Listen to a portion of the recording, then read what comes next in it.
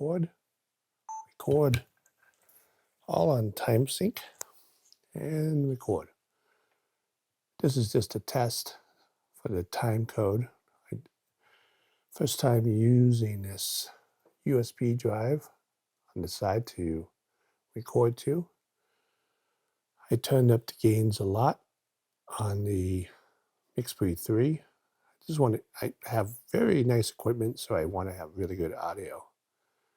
So we have FX3 with the shoe on, with the Sony audio on top. We have the Sony audio going into the MixPre 3 channel 1, input 1.